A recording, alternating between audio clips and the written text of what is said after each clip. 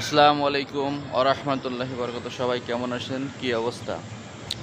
একটা জিনিস দেখলাম, বড় লোকরা কখনো গরিবের সুখ সহ্য করতে পারে না।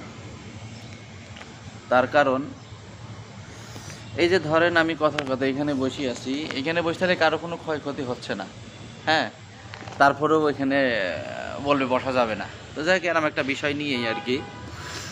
তো আর কি বলার, কিছু বলার নাই যে বড় লোকরা সবসময় গরিবদের দিয়ে গেল, গরিবরা নিয়ে গেল, এটাই হলো বড় কথা। তো কিছু করার নেই, যে দুর্বল সে সবসময়, যে যার ক্ষমতা আছে সে ক্ষমতা দেখাবে, এটাই হলো স্বাভাবিক ব্যাপার। তো ক্ষমতা চিরস্থায়ী না, একদিন না একদিন সবাইকে মরতে হবে, এটা হলো বড় কথা। তো সবাই ভালো থাকেন, আল্লাহ হাফেজ, আসসালামু আলাইকুম। আসসালামু আলাইকুম, সবাই ভালো থাকেন, আল্লাহ হাফেজ।